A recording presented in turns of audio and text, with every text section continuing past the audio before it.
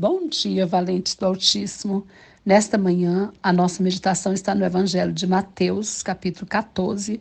Vamos ler a partir do versículo 22, que diz assim: Logo a seguir, compeliu Jesus os discípulos a embarcar e passar diante dele para o outro lado, enquanto ele despedia as multidões. E despedidas as multidões, subiu ao monte a fim de orar sozinho.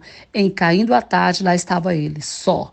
Entretanto, o barco já estava longe, a muitos estádios da terra, açoitado pelas ondas, porque o vento era contrário. Na quarta vigília da noite, foi Jesus ter com eles, andando por sobre o mar. E os discípulos, ao verem-no andando sobre as águas, ficaram aterrados e exclamaram: É um fantasma! E tomados de medo, gritaram. Mas Jesus imediatamente lhe disse: Tende bom ânimo, sou eu, não temais. Respondendo-lhe Pedro, disse: És tu, Senhor? Manda-me ter contigo por sobre as águas. E ele disse: Vem. E Pedro, descendo do barco, andou por sobre as águas e foi ter com Jesus. Reparando, porém, na força do vento, teve medo e, começando a submergir, gritou: Salva-me, Senhor. E prontamente Jesus, estendendo a mão, tomou-o e lhe disse: Homem de pequena fé, por que duvidaste? Amém. Glória a Deus. Amados, às vezes a gente não compreende certas coisas que a gente passa e porque Deus deixa, né, a gente passar.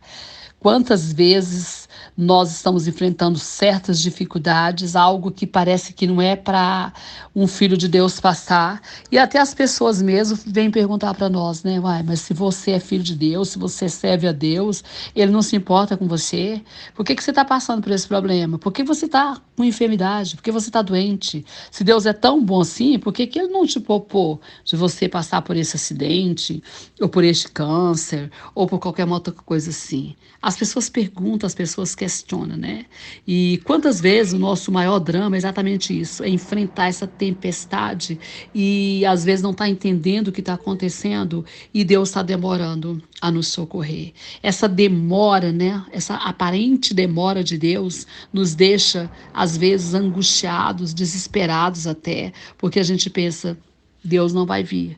Ou, às vezes, tem uma impressão de que ele chegou atrasado, como aconteceu com Marta, né, e Maria. Quando Lázaro já estava morto, Jesus chegou. Ela chegou a dizer: Senhor, se tu tivesse aqui, meu irmão não teria morrido. Então, às vezes, a gente não entende, né, por que esse socorro demora tanto. E aqui, esses discípulos estavam passando por uma situação assim. Uma tempestade enorme, uma luta, e eles ali desesperados, eles não conseguiam conter aquela tempestade. Por mais que eles tentassem, eles não davam conta, né? E as horas iam passando e a amargura tomava conta do coração deles, o desespero. Todo esforço de controlar aquela tempestade, de controlar aquela embarcação, era inútil, porque eles não conseguiam. E então eles com certeza deviam pensar: meu Deus, ele nos esqueceu. O Senhor nos esqueceu, ele nos deixou aqui e ele não se importa conosco. Mas não é verdade, o Senhor Jesus veio. Veio, aparentemente demorou para chegar, mas ele chegou.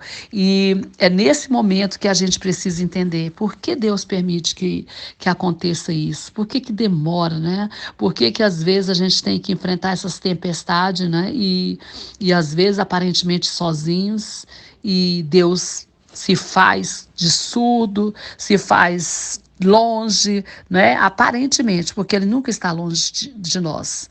Eu queria dizer uma coisa para você: Deus, em primeiro lugar, ele é soberano, ele é poderoso para acalmar qualquer tempestade, e ele nunca atrasa e nem chega fora de hora, ele sempre chega na hora.